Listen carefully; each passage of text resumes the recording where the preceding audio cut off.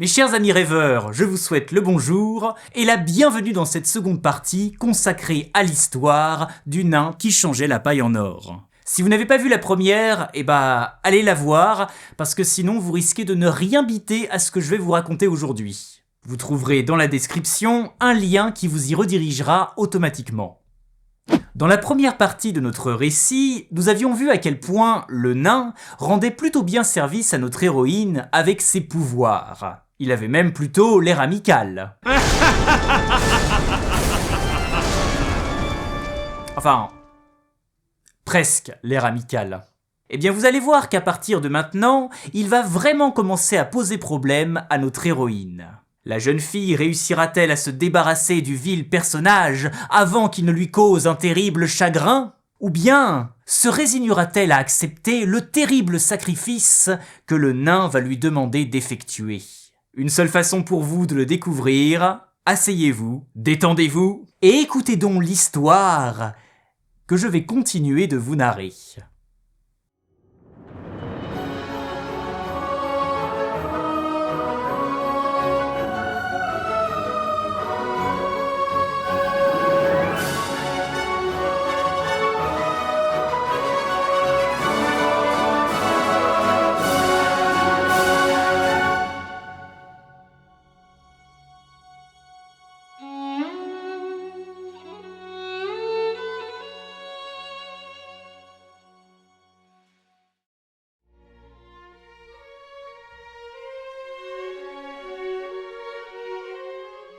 Nous reprenons notre histoire là où nous l'avions arrêtée.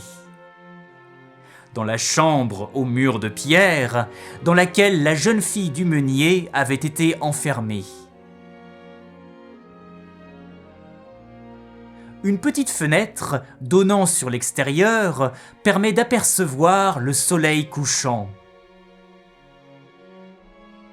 Au centre de la pièce se trouve le fameux rouet. Et juste à côté de l'engin, c'est une véritable montagne de paille qui se dresse du sol jusqu'au plafond.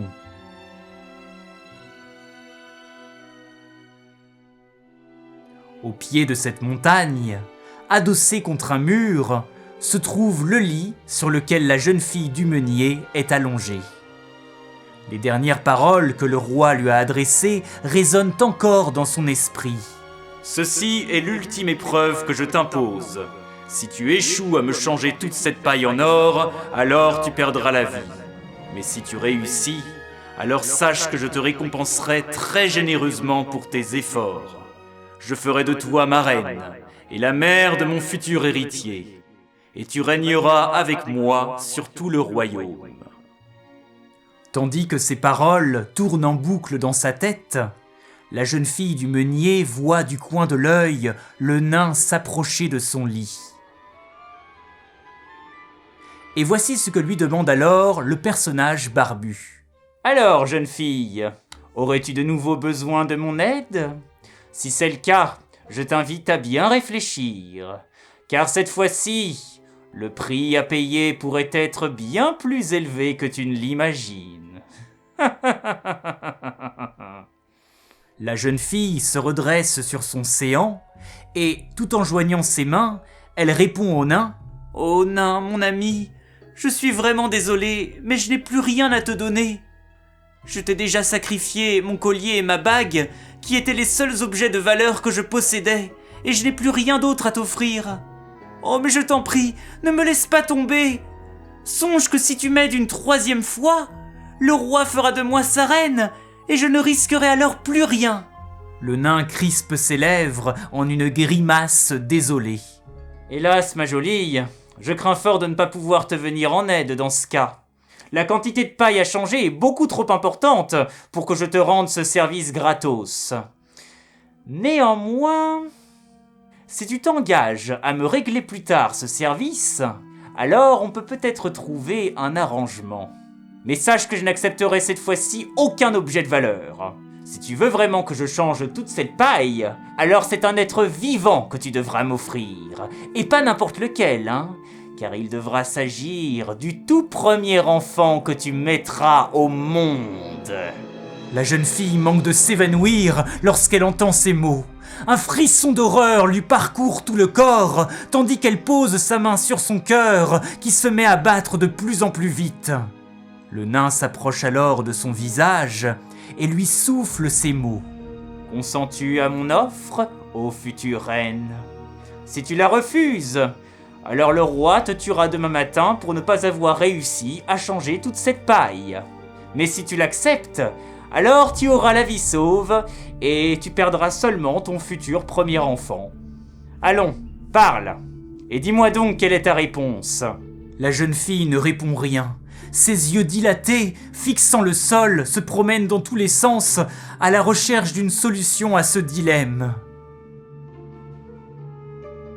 Le nain la laisse cogiter quelques instants, puis, voyant qu'elle ne répond toujours rien, il commence à taper du pied.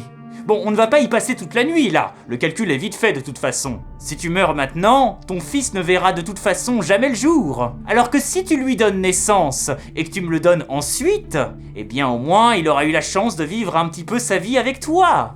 Et même si tu perds celui-ci, tu auras encore la chance d'enfanter de nouveau par la suite, et de pouvoir être heureuse avec tous tes autres enfants. Alors que si tu meurs maintenant, eh ben, tu perds absolument tout, hein. Tu mourras sans même avoir eu la chance de découvrir ce que c'est que d'être maman, et même de devenir reine. Non, franchement, tout bien réfléchi, il vaut mieux perdre dans un premier temps pour ensuite gagner, plutôt que perdre absolument tout. Tu n'es pas d'accord ? La pauvre fille, confuse et perdue, répond alors d'une voix presque éteinte. Je pense, oui. Enfin, j'imagine. Le nain se met à chantonner. Eh bien voilà, parfait! Marché conclu donc! La reine a fait son choix, la reine a décidé. Bon, sur ce, le marché étant conclu, je te laisse dormir. Le soleil est déjà en train de se coucher, et il est donc grand temps que je m'attaque à ma besogne. Surtout qu'il y a du pain sur la planche, si tu vois ce que je veux dire. Nous nous reverrons dans l'avenir, jeune fille, quand viendra pour toi le moment de me donner ce que tu auras fait sortir de ton ventre. En entendant cette horrible dernière phrase qui l'a fait sortir de sa confusion, la jeune fille s'écrie « Non, attends, ce n'est pas ce que je voulais dire !» Mais elle est immédiatement interrompue par un geste du nain qui lui place son gros index sur la bouche, l'empêchant ainsi de parler. C'est alors que la jeune fille ressent comme une étrange sensation de lourdeur envahir tout son corps. Ses muscles s'engourdissent et sa vision s'obscurcit.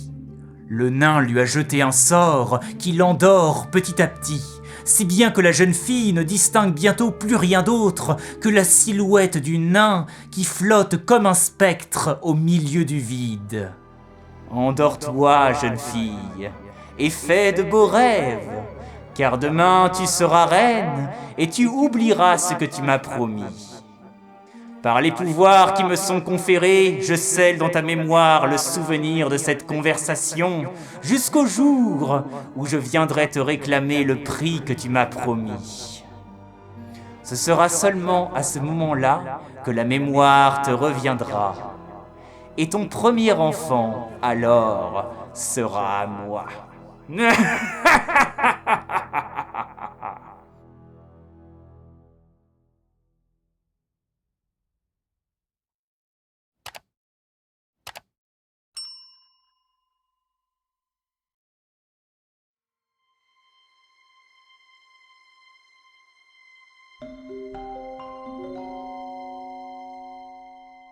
Lorsque la jeune fille rouvre les yeux, le nain a de nouveau disparu. Elle se redresse alors, tâte son front d'une main et ne parvient pas à se rappeler de ce que le nain lui a demandé en échange de son dernier service. C'est alors que la porte s'ouvre et le roi entre dans la salle. Son visage tout entier s'illumine d'une lueur dorée lorsqu'il découvre devant lui une véritable montagne de fils d'or. Il tourne alors son regard vers la jeune fille et lui dit d'un ton solennel « Fille de meunier, je n'ai qu'une parole. Par 3 fois, tu as accompli un miracle en ce lieu. Tu es donc digne de devenir ma reine et par conséquent, je te libère. et tu peux d'ores et déjà t'en aller annoncer la nouvelle à ton père. » Ce que la jeune fille, bien sûr, ne manqua pas de faire, vous vous en doutez bien. Et c'est ainsi que, retrouvant son père chez elle, elle tombe dans ses bras et pleure avec lui non plus de désespoir, mais de soulagement et de joie. Heureux qu'ils sont tous les deux de se retrouver, et surtout d'être en vie tous les deux. Quelques jours plus tard, la cérémonie de couronnement a lieu, et la jeune fille reçoit alors le titre de reine. Elle se fera désormais appeler la reine Marie. Oui, parce que je vous l'ai pas dit, mais la jeune fille s'appelle Marie au fait. C'est vrai que j'aurais peut-être pu vous le dire avant. My bad. Et voilà qu'au bout d'1 an, la jeune reine Marie met au monde un petit héritier. Et comme toutes les mamans, elle est complètement gaga de son bébé. Un soir, alors que le roi est en déplacement, la jeune reine, assise dans un fauteuil, regarde avec un grand sourire et des yeux pétillants d'amour le petit enfant endormi qu'elle berce doucement dans ses bras. Puis elle relève la tête et son sourire s'efface. Ses yeux s'élargissent et son sang se glace. Juste devant elle, le nain se tient debout et il la regarde avec un grand sourire qui laisse apparaître toutes ses dents. La reine pousse un cri et se met à hurler « À la garde! À la garde !» Mais le nain ricane et lui déclare « Tu peux crier autant que tu veux, personne ne t'entendra. J'ai jeté un charme qui empêche les sons de sortir de cette pièce et j'ai aussi verrouillé la porte. Tu n'as nulle part où t'enfuir et personne ne te viendra en aide. Tu sais pourquoi je suis venu, n'est-ce pas? Car à présent, le souvenir que j'avais scellé dans ta mémoire vient de refaire surface. Et comme tu me l'avais promis, tu vas me donner ton enfant. » La reine se jette à genoux par terre et s'écrie vers le nain. « Grâce, grâce, Seigneur nain, je t'en supplie, ne me prends pas mon enfant, ne me prends pas mon enfant. Je suis prête à te donner tout ce que tu veux, tout ce que je possède. Je suis prête à tout te donner, même ma propre vie s'il le faut, mais je t'en supplie, au nom de tous les anges qui peuplent le royaume des cieux, au nom de la Sainte Vierge dont je porte le nom, même si tu m'ordonnes de vendre mon âme à Lucifer, je le ferai. Mais ne me prends pas mon enfant, ne me prends pas mon enfant, ne me prends pas mon enfant. » La reine continue de supplier le nain en serrant son fils contre son cœur. Le nain la regarde bouche bée. Il reste quelques instants silencieux avant de finalement dire « Ta propre vie, dis-tu » Ta propre vie! Alors celle-là, c'est la meilleure. Mais ma pauvre fille, n'était-ce pas justement parce que tu voulais avoir la vie sauve que tu m'as demandé à plusieurs reprises de t'aider?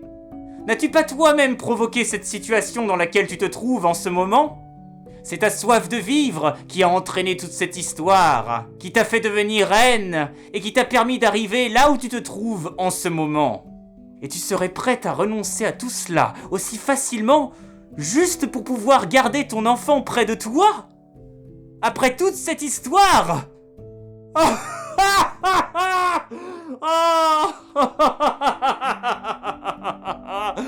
Oh, les humains, vous êtes tellement absurdes! La reine relève la tête et, d'une petite voix brisée, elle dit au nain « Je sais que je te dois beaucoup et je te suis reconnaissante pour toute l'aide que tu m'as apportée. Mais je peux me débrouiller toute seule à présent. C'est pourquoi je te promets que je ne te demanderai plus rien si tu acceptes de bien vouloir me laisser mon enfant. » Le nain relève un sourcil avant de répliquer. « Tiens donc, voilà qui est intéressant. Tu penses pouvoir te passer de mon aide?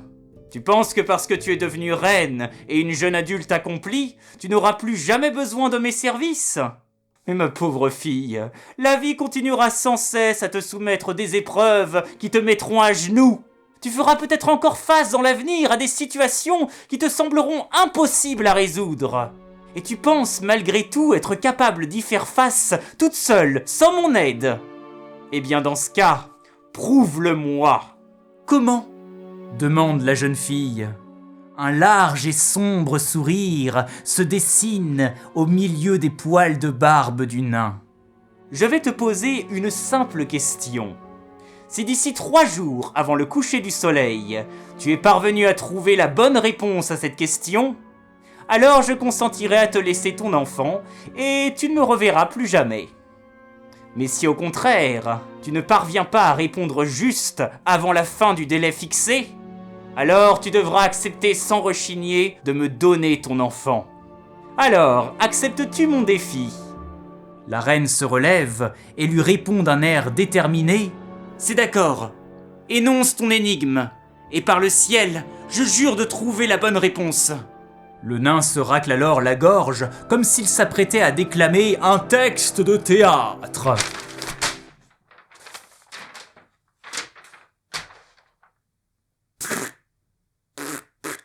Et d'une voix grave et profonde, en savourant chaque syllabe, il articule la question suivante. Quel est mon nom ? Un silence royal fait suite à la question. La reine cligne plusieurs fois des yeux, d'abord surprise par la simplicité de la question, puis elle porte sa main à sa bouche en réalisant qu'elle n'avait jamais songé à demander au nain son nom. En voyant le visage défait de la jeune reine, le vilain personnage lui dit d'un ton moqueur « Alors, on fait moins la fière tout d'un coup, hein ? Tu peux essayer tous les noms que tu connais si tu veux. Qui sait, il y en aura peut-être un qui sera le bon !»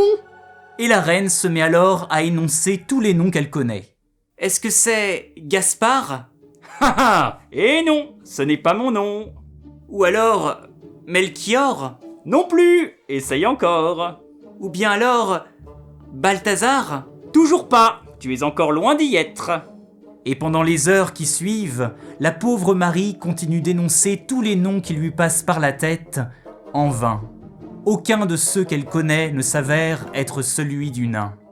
Alors le lendemain, elle fait envoyer à travers tout le royaume des serviteurs pour qu'ils recueillent un maximum de noms. Et à chaque fois qu'elle en découvre une nouvelle série, elle la soumet aussitôt au nain. On lui rapporte d'abord des noms assez communs. Est-ce que c'est Guillaume ? Non. Daniel ? Non plus. Henri ? Non. Albert ? Nine. Nikolai ? Niet. Léonard ? Oui. C'est vrai ? Non. Bien essayé, mais non.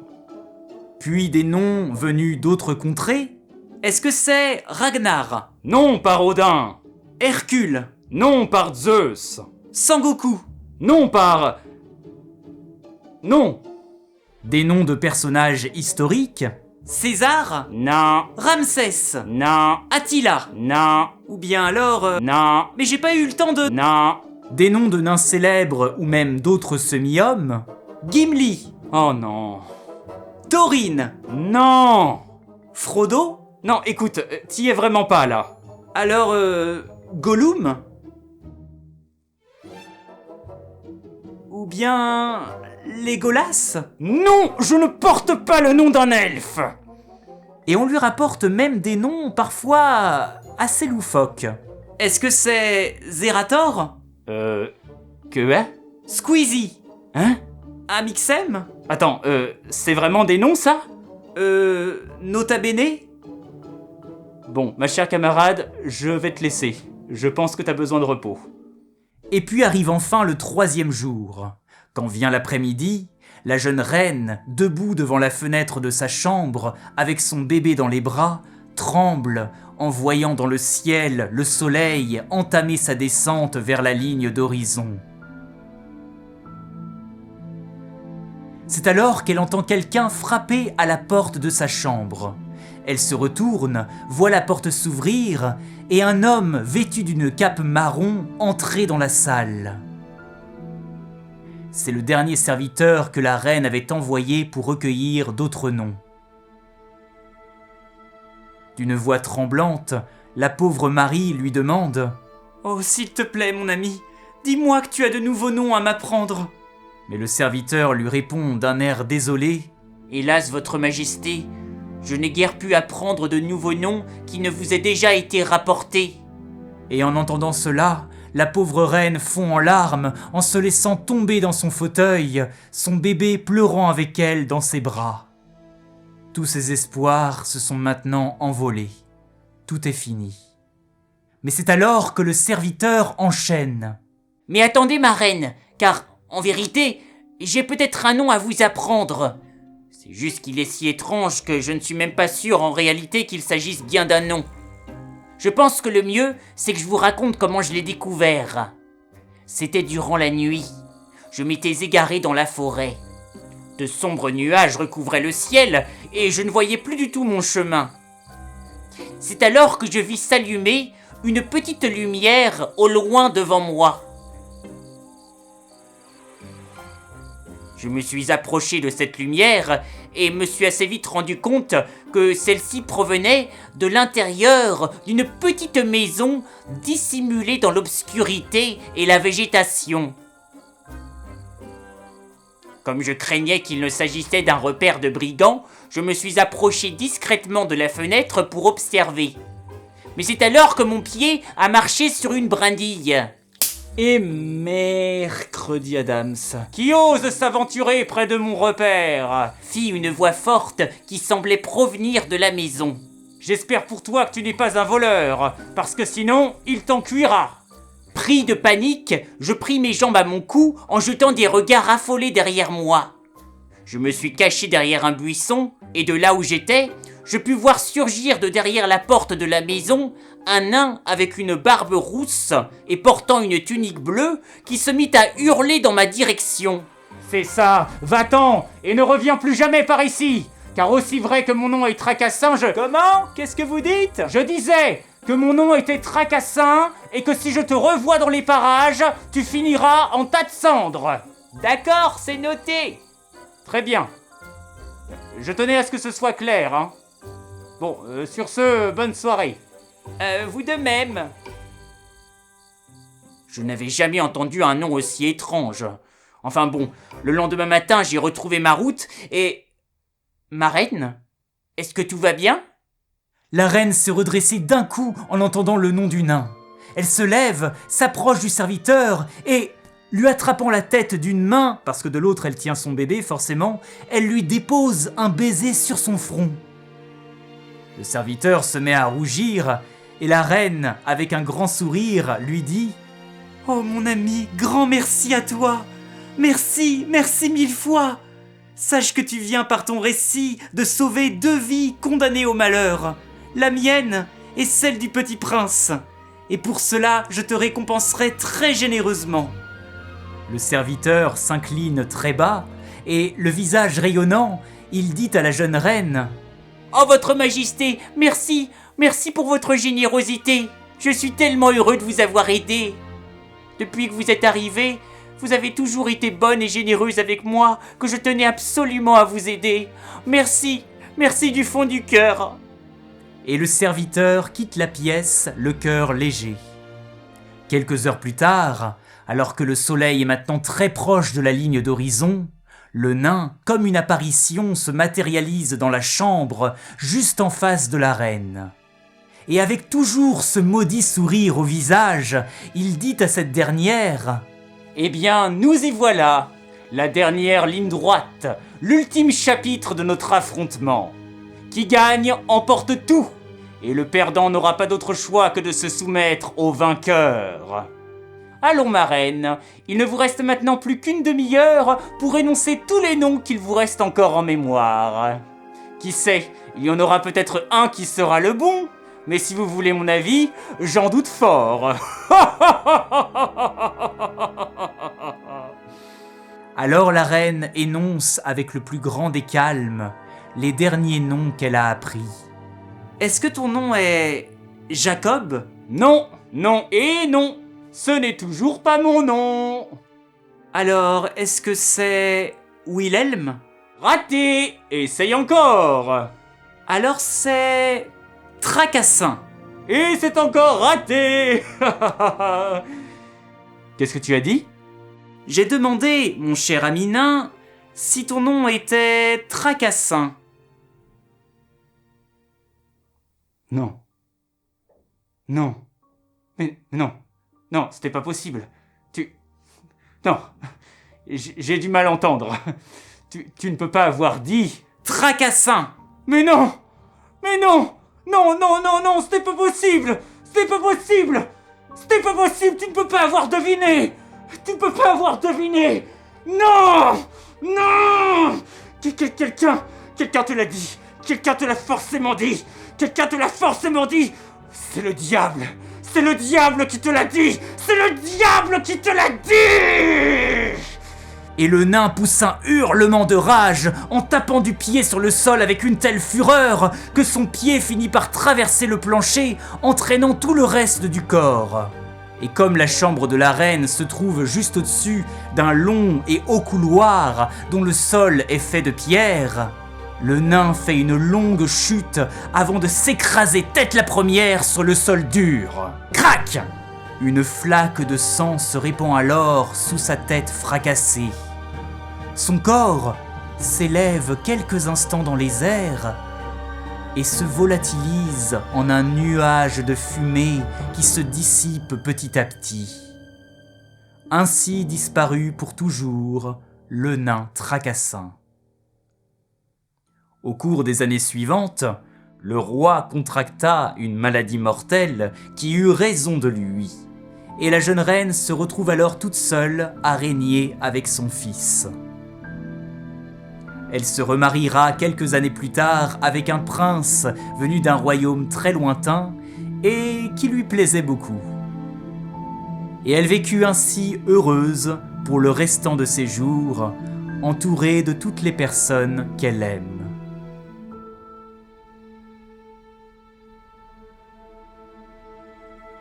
Mon histoire est terminée.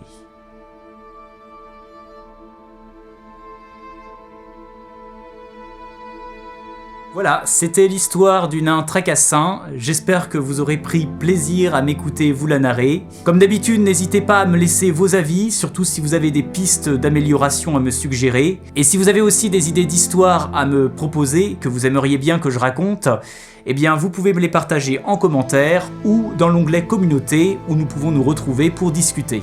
Je vous souhaite à tous une très bonne nuit si vous regardez cette vidéo le soir, sinon une très bonne journée, c'était Léonard pour vous servir.